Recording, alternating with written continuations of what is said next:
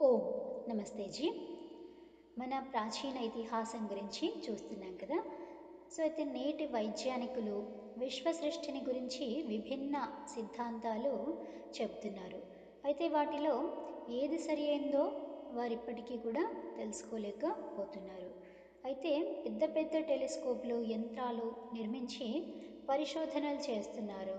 ఈ విధంగా చేయడం వల్ల ఏమవుతుంది, కోట్లాది డాలర్లు ఖర్చు అవుతున్నాయన్నమాట. అంతకంటే మన వేదాల ఆధారంగా సూర్య సిద్ధాంతాది ప్రాచీన జ్యోతిష్య గ్రంథాల ఆధారంగా పరిశోధనలు చేస్తుంటే ఈ సమస్య అనేది స్వల్పకాలంలోనే పోతుందేమో అనే నమ్మకం.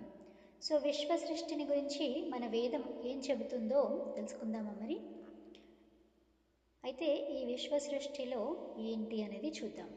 సో మనం చూసేటువంటి ఈ విశాల విశ్వం, ఇందలి వివిధ పదార్థాలు, ఈ వివిధమైనటువంటి వివిధ రకాలైనటువంటి ప్రాణులు అన్నీ కూడా ఎవరితో సృజింపబడ్డాయి? పరమేశ్వరునిచే కదా.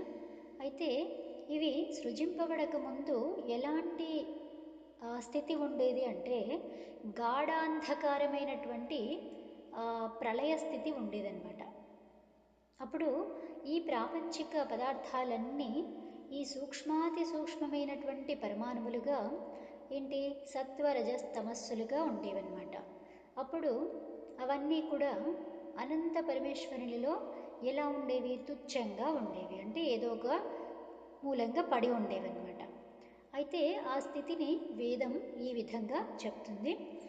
ఓం తమ ఆసీత్ తమసా గూఢమగ్రే ప్రకేతం సలిలం సర్వమాయిదం తుచ్యేనాభ్యపిహితం యదాసీత్ తపసస్తన్మహినా జాయతైకం.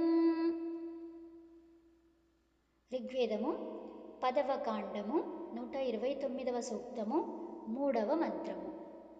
ఇది సృష్టికి పూర్వము ఈ జగత్తంతా కూడా గాఢాంధకారంచే కప్పబడి ఉండేది.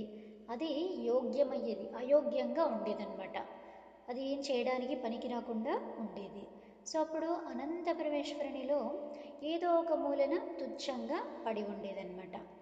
అంటే ఆ కారణం చేత కారణరూప ప్రకృతితో పరమేశ్వరుడు ఈ కార్యరూపాన్ని సృష్టించారనమాట. సో ఈ మంత్రంలోని సలిలం అనే పదం ఉంది కదా, ఆ పదానికి ఇక్కడ నీరు అనే అర్థం తీసుకోకూడదన్నమాట. సో ఈ ప్రకారాన్ని బట్టి చూస్తే ఏమనిపిస్తుంది, ఈ ప్రకరణాన్ని చూస్తే ఇక్కడ సలిలం అంటే కార్యరూప జగత్తు అని అర్థం ఇక్కడ. సో అయితే తనలో ఉన్నటువంటి, తనలో లీనం చేసుకున్నటువంటి కారణ ప్రకృతి అంటే మూల ప్రకృతి అని అర్థం.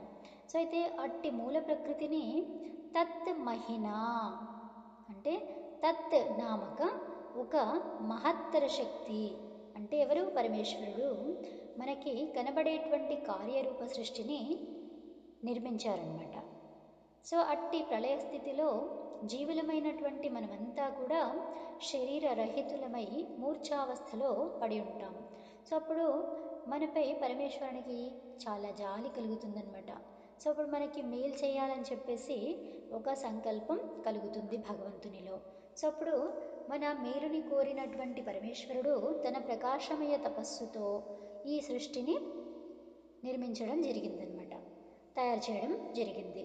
సో అయితే పరమేశ్వరునిలో కలిగినటువంటి ఆ సంకల్పమే ఈ క్షణం అని అంటామన్నమాట. సో అయితే దీనినే వేదం ఏం చెప్తుంది? కామహ అంటుందన్నమాట.